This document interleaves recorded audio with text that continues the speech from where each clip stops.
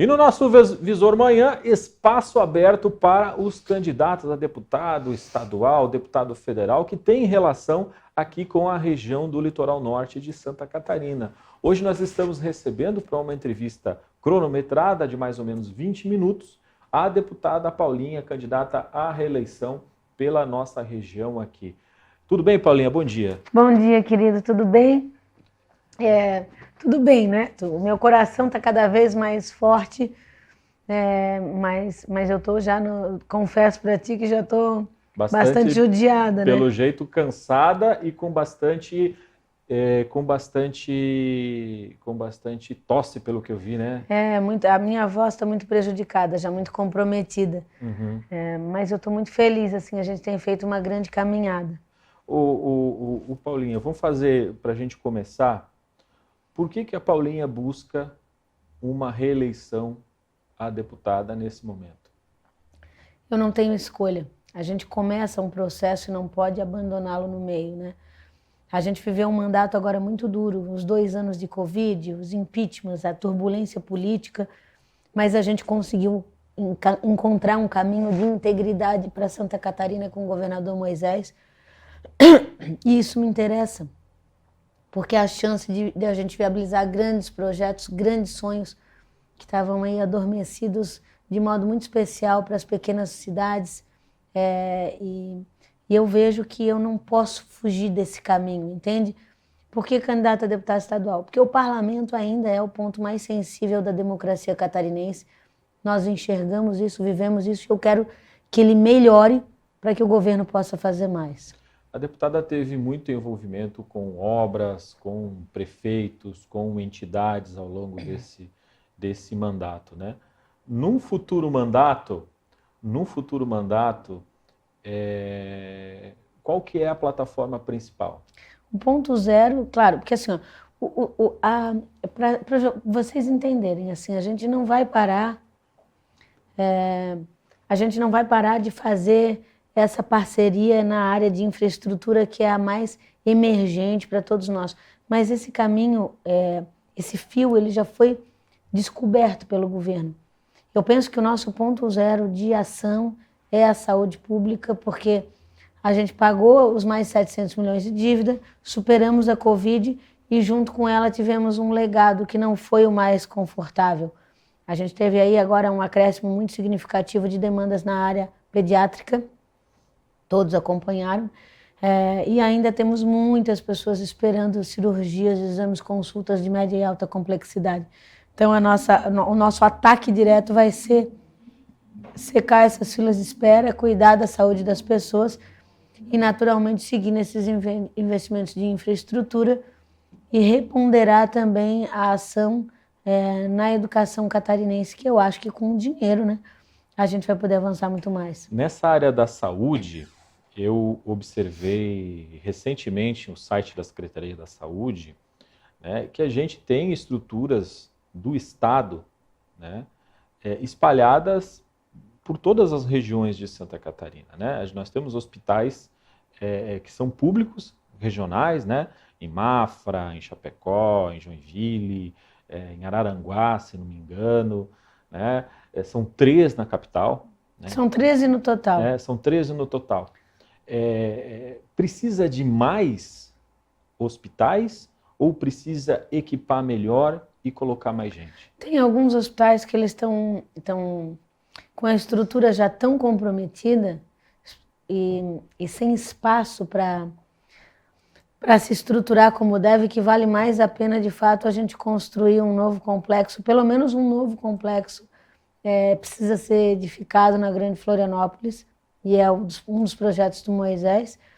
E aqui na nossa região também a gente tem a necessidade de construir uma nova estrutura que complemente os serviços prestados pelo Marieta, que é o nosso filantrópico mais forte aqui da região.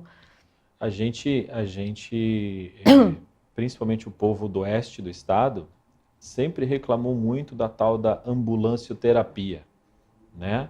Sempre reclamou muito de ter que vir para a capital para resolver os seus problemas na área de saúde. Não tem como melhorar no interior isso, de curitibanos para baixo? Com certeza, tem e isso será feito. É um dos nossos objetivos. Para te ter ideia, assim, ó, a gente tem pessoas que precisam fazer a ostomia, a reversão da colostomia, que é aquela bolsinha que você precisa usar por um tempo, né? Tinha gente que vem de São Miguel do Oeste para Florianópolis. De van, de ônibus. Não, assim, ó, é inconcebível isso aí. Nós temos a nossa rede de apoio mais forte no estado, além dos hospitais estaduais, os hospitais públicos e um ou outro municipal, são os hospitais filantrópicos. A parceria com esses hospitais ela precisa ser ainda mais potencializada. Vou falar uma coisa para vocês. Antes do governo Moisés, no estado inteiro, nós temos mais de 170 hospitais filantrópicos, de pequeno até médio e porte maior. Até 2019, 13 hospitais apenas já tinham recebido alguma espécie de recurso público. Agora nós temos uma política hospitalar e os 172 estão incluídos. Todos eles recebem aporte de recursos do Estado. A nossa ideia é ampliar o aporte para aqueles hospitais maiores e que têm condições de prestar maior volume de serviço. É o caso do mesmo hospital de Xanxerê, que é um filantrópico robusto, tem condições de receber mais serviços. Nós temos que equalizar a situação do Hospital de Chapecó, que hoje está sofrendo uma auditoria, para reequilibrar essas contas, mas muito da dificuldade do atendimento em saúde também se reside uma pauta para deputado federal, que é o reequilíbrio da tabela SUS. A tabela SUS tem 20 anos que não é atualizada, entendeu? Você paga R$10 por uma consulta médica, um absurdo. Então você precisa reequilibrar essa conta também com os recursos que são repassados para a União, para você de fato poder oferecer uma saúde mais forte. Mas assim, indubitavelmente, assim, ó, vocês vão ver isso acontecer no estado nos próximos anos.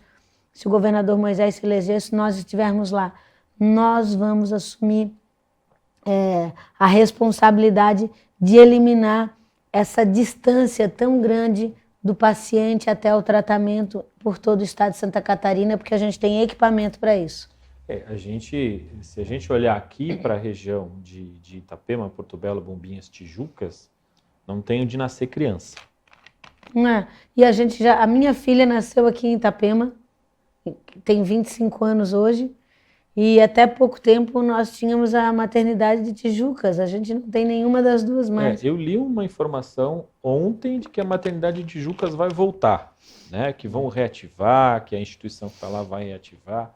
Mas me parece uma coisa tão simples, mas ela meio que demonstra a fragilidade do sistema de saúde, né? E se tem uma bandeira que Santa Catarina precisa abraçar, né, eu diria que a principal é a saúde. Sem dúvida. Né? E depois vem a parte de infraestrutura, que é o que eu queria já tocar contigo em seguida, né? Porque quem circula aqui de Itajaí até Tijucas, vamos guardar só esse trechinho aqui, posso puxar desde Pissarras, desde Penha, Barra Velha até Tijucas. Quem circula nessa região não aguenta mais a BR-101, né? E o que me parece assim é que as coisas demoram muito para acontecer, deputado. Como que a gente faz para a gente realmente ter a infraestrutura que a gente merece? Então, assim, ó, eu vou vir do fim para o começo, assim, ó. Eu quero deixar claro para o catarinense que nós passamos aí muitos anos, falando em termos de governo de estado, muitos anos, que não se pensou, não se planejou uma única linha. No mínimo, os últimos 16 anos a gente não teve um grande projeto desenhado. Os poucos que foram feitos ficaram engavetados e perderam até a sua razão. Nós não tivemos mais investimento planejado para manutenção de rodovias. Quando Moisés assume, 74% das rodovias catarinenses, das SCs, estavam em colapso. Hoje nós temos em ruim ou péssimo estado, né? A gente conseguiu recuperar uma parcela delas e esse número hoje ainda é de 24% de rodovias que são praticamente intrafegáveis, que precisam de intervenção efetiva do estado de reparo. E isso já está alinhado e está sendo feito, as que ainda não foram feitas já estão contratadas ou em fase de contratação. Imagine projetos complementares. Objetivamente falando sobre a nossa região, e aí o que o Estado começa a fazer? O Estado primeiro ele planeja. Por que Bombinhas hoje é a cidade que é? Não é porque eu fui começando a fazer as coisas aleatórias. A gente parou, chamou gente que tinha mais conhecimento do que nós em algumas áreas, como Rubens Espernal, por exemplo, concebeu a cidade, pensou a cidade. E aí a gente começa a executar os pontos ao longo dos anos. A passarela que saiu recentemente no Costão de Bombas, ela foi desenhada em 2013, pessoal. Então é isso, você precisa planejar o Estado, todo tipo de investimento viário.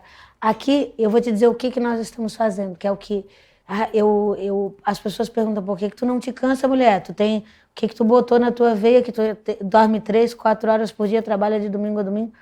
Porque eu estou muito motivada, eu quero ver isso acontecer na nossa região. Nós desenhamos, e eu participei desse grupo com o governador Moisés, esse grupo de estudo, nós desenhamos um traçado que começa em Biguaçu, no novo contorno viário, e vai até Joinville, uma rodovia paralela a 101, de aproximadamente 150 quilômetros, um investimento de mais de 6 bilhões de reais. Essa rodovia já está sendo desenhada hoje e a gente tem fôlego para fazer com o governador Moisés pela integridade que ele traz a Santa Catarina.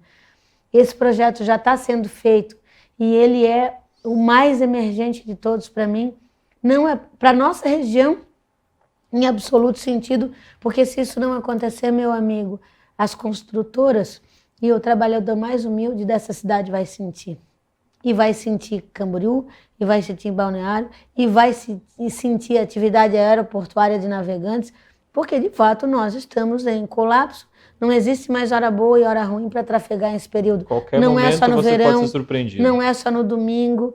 E eu te digo porque assim, poucas pessoas usam tanto esse trajeto quanto eu, porque é a minha rotina. Eu represento a região, eu estou toda hora em Itajaí, eu estou toda hora em Joinville, eu vou para Florianópolis todos os dias da minha vida quando eu não tenho uma viagem para o lado de cá, ou eu vou para o Planalto Norte, que é uma região que eu visito muito. Assim, gente, não dá mais, não dá. Você fica... A nossa falta de mobilidade vai nos matar se a gente não tiver uma alternativa.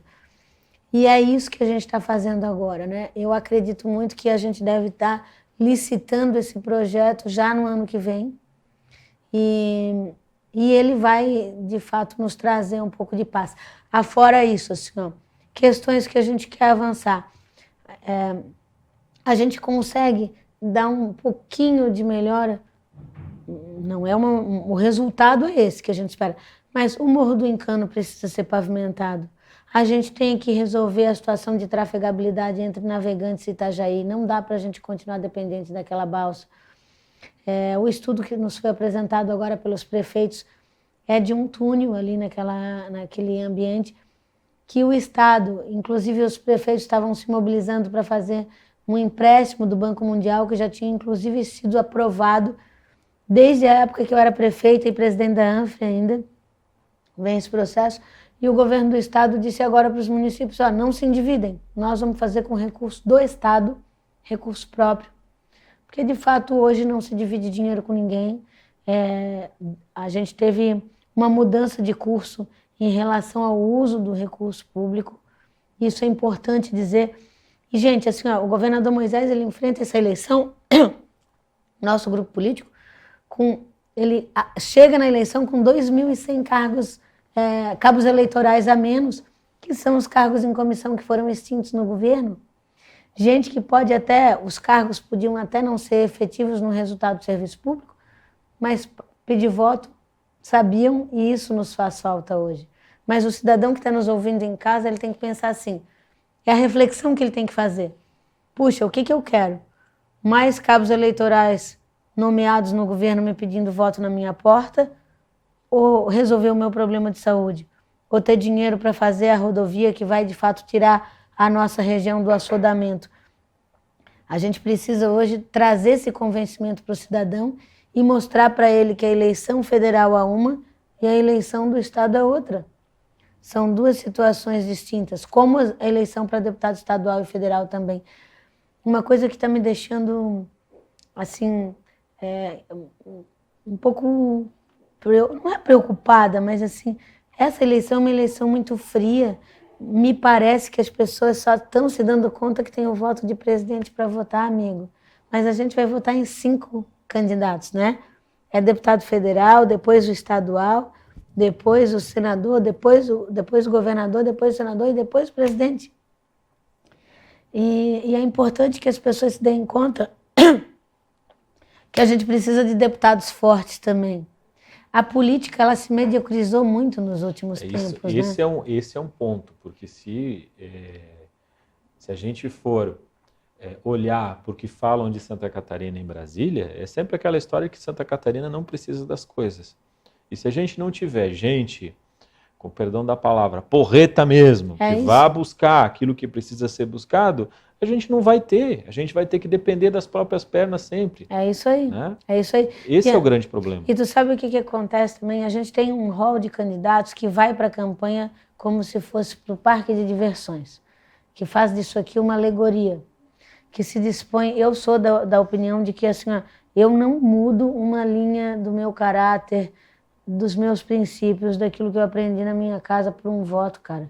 E as pessoas se permitem falar qualquer coisa, prometer qualquer coisa, atacar qualquer um no desespero de ganhar um voto. Tem candidato que passa na região falando mal dos outros, no lugar de se concentrar em entender o que é a tarefa do parlamento, o que é a tarefa do político, porque isso aqui é algo muito sério.